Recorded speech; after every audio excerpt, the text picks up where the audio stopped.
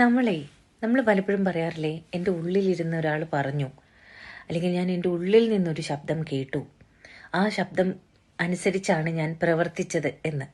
ഈ ശബ്ദം വരുന്നത് എവിടെ നിന്നാണെന്നറിയോ? നമ്മളുടെ ബ്രെയിനിൽ ആർട്ടിക്കുലേറ്ററി കൺട്രോൾ എന്ന് പറയുന്ന ഒരു സ്ഥലമുണ്ട്, അല്ലെങ്കിൽ അതിനെയാണ് നമ്മളുടെ ഇന്നർ വോയിസ് എന്ന് പറയുന്നത്. ഈ ഇന്നർ വോയിസ് വരുന്നത് എങ്ങനെയാണെന്നറിയോ?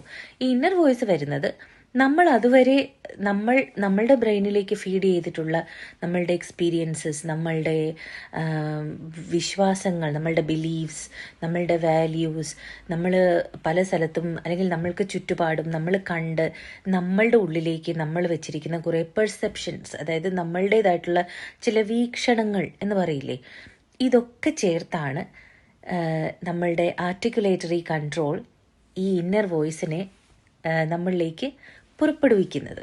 അപ്പോൾ നമ്മൾ എല്ലാ തവണയും ഒരു കാര്യം ചെയ്യാതെയും പേടിച്ചും മടിച്ചും, അല്ലെങ്കിൽ ഒരു കാര്യത്തിൽ അതിൻ്റെ ഒരു മോശം വശം അല്ലെങ്കിൽ അതിൻ്റെ നെഗറ്റീവ് മാത്രമാണ് കാണുന്നതെങ്കിൽ നമ്മളുടെ ഇന്നർ വോയിസ് ഉറപ്പായിട്ടും നമ്മളോട് നോ നോ നോ നോ എന്ന് പറയും നമ്മളൊരു കാര്യം ചെയ്യാൻ ഇറങ്ങുമ്പോൾ. എന്നാൽ നമ്മൾ കുറച്ച് റിസ്ക് ഒക്കെ എടുക്കുന്ന, കുറച്ച് ധൈര്യമൊക്കെ ഉള്ള, ഇത് ഇങ്ങനെ ചെയ്താൽ എന്താകും എന്ന് നോക്കാം എന്നാണ് നമ്മളുടെ ബ്രെയിനിനെ ഫീഡ് ചെയ്യുന്നതെങ്കിൽ നമ്മളുടെ ബ്രെയിൻ നമ്മളോട് യെസ് എന്ന് പറയും. അപ്പോൾ നമ്മളുടെ ഇന്നർ വോയിസ് നമ്മളോട് സംസാരിക്കുന്നത് പോസിറ്റീവായിട്ട് വേണോ നെഗറ്റീവായിട്ട് വേണോ എന്ന് നമ്മളാണ് തീരുമാനിക്കുന്നത്. മനസ്സിലായില്ലേ? നമ്മളുടെ ആർട്ടിക്കുലേറ്ററി കൺട്രോളിനോട് എങ്ങനെ നമ്മളോട് സംസാരിക്കണം എന്നുള്ളതിനെപ്പറ്റി നമുക്ക് പറഞ്ഞു കൊടുക്കാൻ സാധിക്കും. അപ്പോൾ നമുക്ക് പോസിറ്റീവായിട്ടുള്ള കാര്യങ്ങൾ ജീവിതത്തിൽ സംഭവിക്കണമെങ്കിൽ, പോസിറ്റീവായിട്ട് നമ്മളുടെ ഇന്നർ വോയിസ് നമ്മളോട് സംസാരിക്കണമെങ്കിൽ നമ്മൾ അതിനോട് പറയുന്നതും പോസിറ്റീവായിരിക്കണം.